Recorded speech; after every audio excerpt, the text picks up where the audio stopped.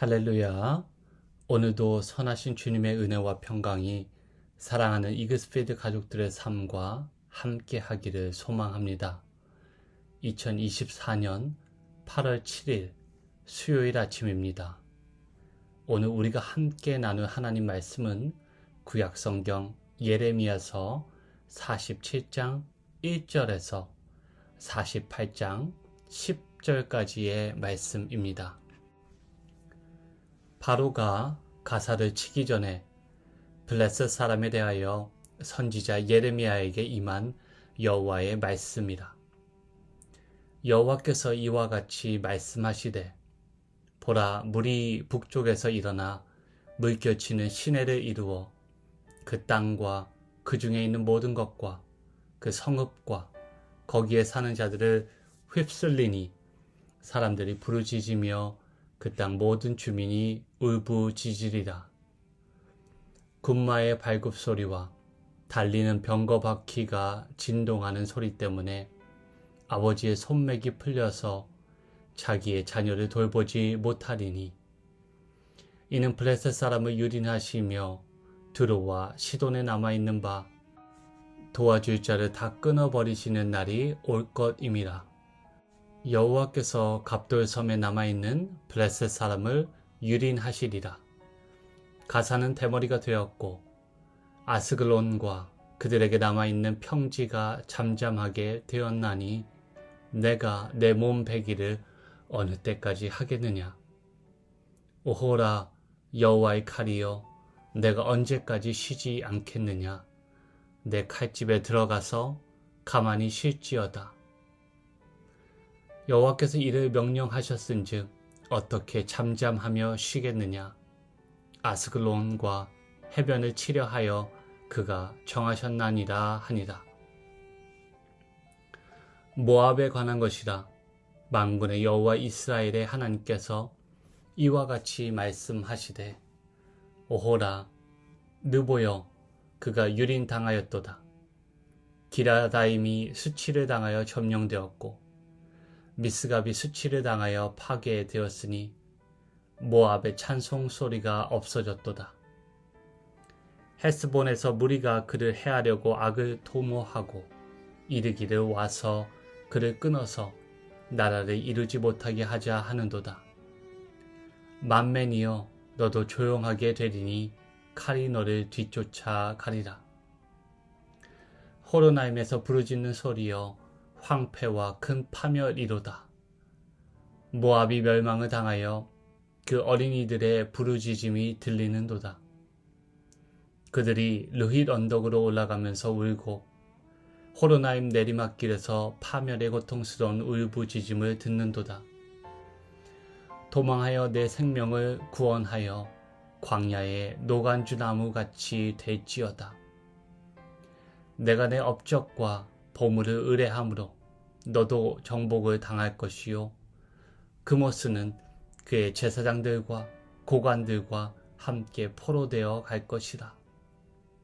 파멸하는 자가 각 성읍에 이를 것인즉 한 성읍도 면하지 못할 것이며, 골짜기가 멸망하였으며 평지는 파멸되어 여호와의 말씀과 같으리로다.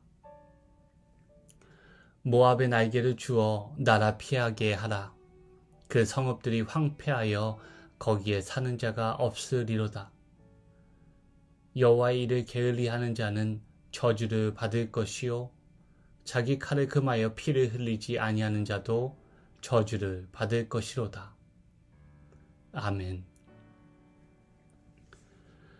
오늘 본문 예레미야 47장과 48장은 각각 블레셋과 모압에 대한 하나님의 심판을 기록하고 있습니다. 하나님의 심판으로 인하여 내우외환에 빠지게 된 두 나라 블레셋과 모압의 모습을 보여줍니다. 47장에서는 블레셋의 심판을, 그리고 48장은 모압의 심판의 모습을 담고 있는데, 그 심판의 주체는 하나님이시며 그 하나님이 사용하시는 심판의 주된 대리적 도구는 바로 바벨론입니다. 유다를 중심으로 지리적으로 블레셋은 서편에, 모압은 동편에 위치해 있습니다. 지리적으로 가까운 곳에 위치한 두 나라는 이스라엘의 역사, 즉 족장 시대를 거쳐 왕정에 이르는 역사를 논할 때 빼놓고 이야기할 수 없을 만큼 이스라엘의 역사에 상당한 비중을 차지합니다. 오늘은 말씀드린 대로 블레셋과 모압에 임한 심판을 함께 살펴보겠습니다. 우리는 애굽을 시작으로 바벨론에 의해 부서지는 제국들을 살펴보고 있습니다.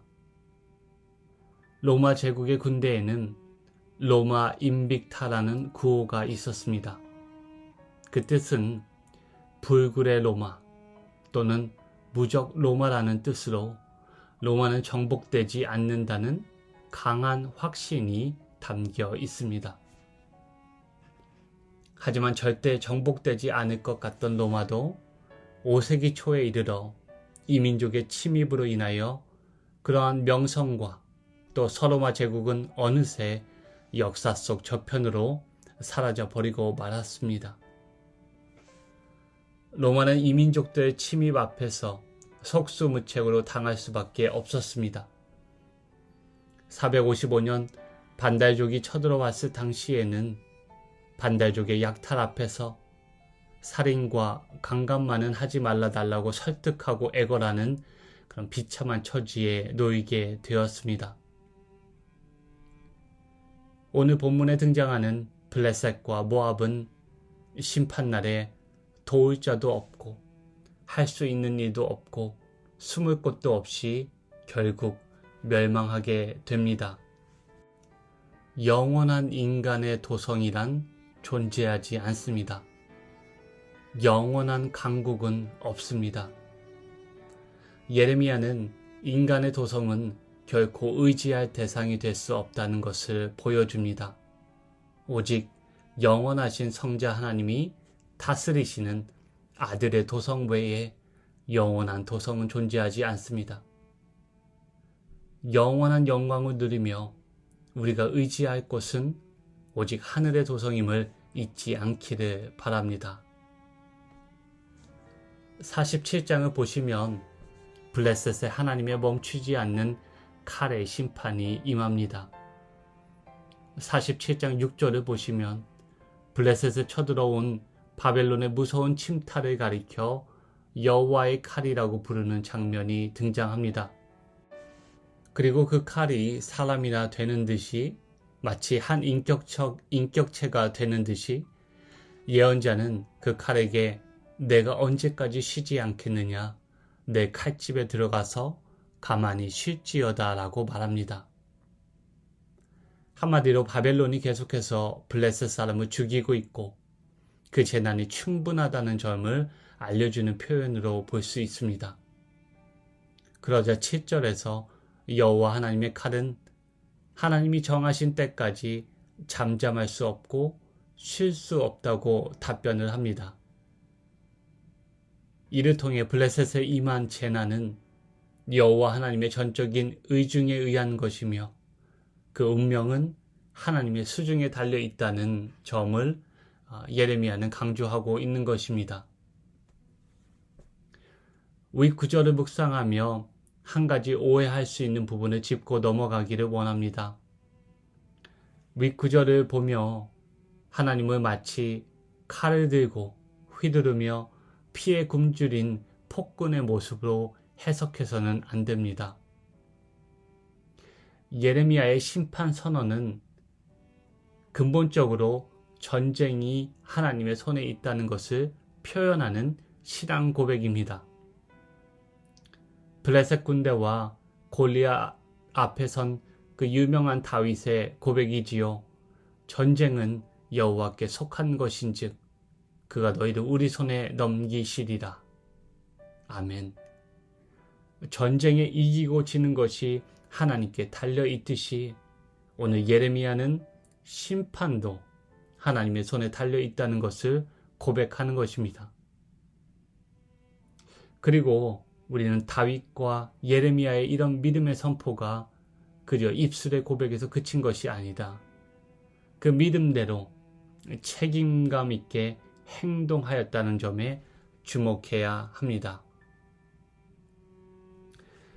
다음 장 48장 1절에서 10절은 모압의 멸망에 대한 말씀입니다. 이스라엘과 오랜 적대 관계에 있던 모압은 자부심이 대단하고 명성이 자자했지만 결코 하나님의 심판을 피하지는 못했습니다. 본문 7절은 모압이 심판날에 자신의 업적과 보물을 의뢰한다고 지적합니다. 그것이 모압의 결정적인 잘못이 됩니다. 심판의 이유가 됩니다. 7절에 내가 내 업적과 보물을 의뢰함으로 라고 번역된 표현은 히브리어 표현으로 좀 더 정확하게 내가 만든 것들 혹은 내가 행한 것들을 뜻합니다. 내가 만든 것들은 모압 사람이 손으로 만든 우상들을 의미할 수 있고, 내가 행한 것들은 모압 사람이 이루어 놓은 일을 가리킬 수 있습니다.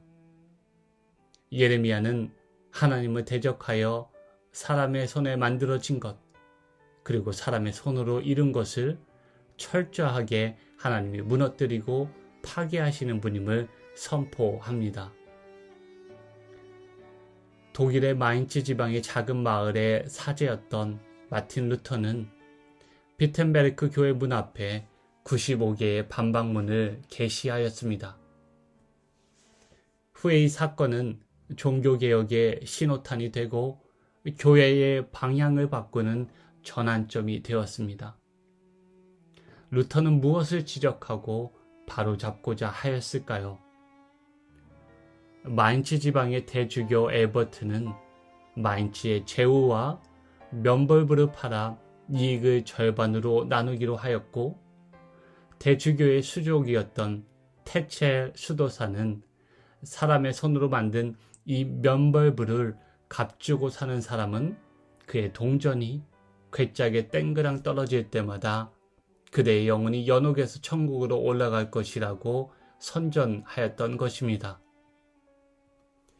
이에 분노한 마틴 루터는 95개 조항 혹은 반박문을 써서 테첼의 면죄부에 관한 가르침을 정면으로 도전한 것입니다.